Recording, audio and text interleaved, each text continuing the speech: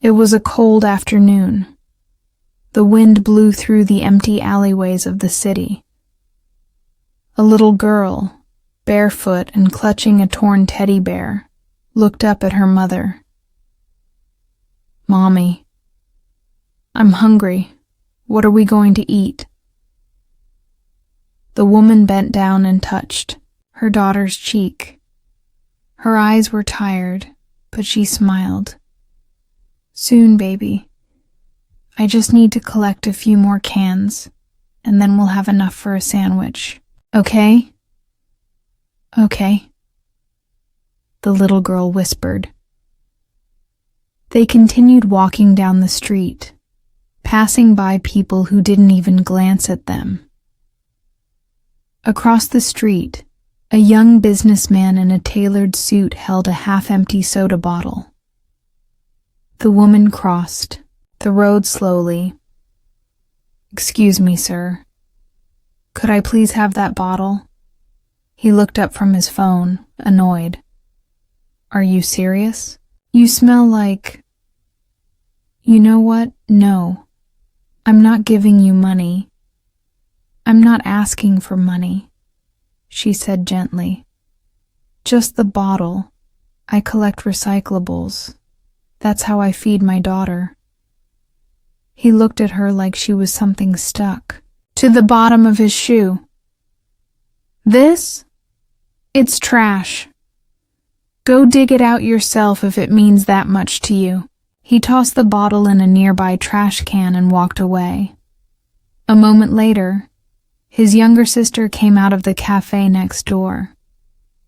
"Who was that?" she asked, sipping her iced coffee. "Some homeless woman trying to get my soda bottle." She stared at him. "Did you give it to her?" "No." She was filthy. Who lets their kid grow up digging through trash? His sister didn't say anything. Instead, she looked down the street where the woman and child had walked away. Then she quietly said, "Not everyone has a choice." That night, the sister couldn't sleep. She got out of bed and sat on the floor of her room. Then she pulled an old shoebox from under her bed. Inside were faded photographs, a hospital bracelet, and a baby sock. She whispered to the darkness, "You see, after my mom passed, Dad couldn't handle being a single parent.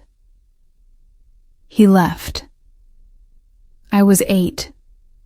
I went to foster care, bounced from home to home, and when I turned 18, I aged out. No money, no job, no roof. I slept in parks, bus stations, anywhere. I once shared a sandwich with a raccoon behind a diner. It was funny and sad." Her voice cracked. "Then I met someone. Her name was Nadine. She showed me how to collect recyclables, turn them in for cash. She helped me survive, not just with food, but with hope." She looked at the photo of Nadine, hugging a young version of herself. "If it weren't for her, I wouldn't be alive." The next morning, the brother opened the door to find his sister holding a paper bag and 2 water bottles. "Come with me," she said. He didn't argue. Something in her eyes told him not to. They found the woman and her daughter sitting near a laundromat. "Excuse me?" the sister said gently. "Hi, I saw you yesterday, and I want to say I'm sorry. I was once in your shoes. You're doing what you can. That's brave." The woman looked shocked. She wasn't used to kindness. "Thank you. That means a lot." Here's some food, the sister said, handing her the bag. And some clean water. The little girl's eyes lit up. Mommy, it's a sandwich. Her mother began to cry, not because of the food, but because someone cared. The brother stood silently, watching. Then he reached into his backpack and pulled out his expensive thermos. Hey, kiddo, he said to the girl, kneeling down. Want some warm cocoa? She nodded, shy but excited. He poured it gently and handed it to her. Then he looked up at the woman. I'm sorry I was rude. My name's Tyler, and this is my sister, Ava. The woman smiled. I'm Liana, and this is Hope. Ava's eyes widened. Wait. Hope? Liana nodded. You named her that because hope was all I had when she was born. I wanted her to grow up with it. Ava stepped forward. I know this may sound sudden, but we have a spare room and enough food to share. I want you and Hope to come stay with us, just until you get back on your feet. Liana hesitated. That's too generous. We couldn't... Please, Ava interrupted.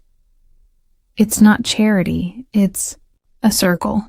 Years ago, someone helped me. Now it's my turn. Hope tugged on her mom's sleeve. Mommy, can we go with the nice lady? Liana looked at her, then at Ava and Tyler. Okay, just for a little while. Later that evening, the four of them sat around the kitchen table. Hope bit into her first slice of pizza in weeks. Mommy, this is the best dinner ever.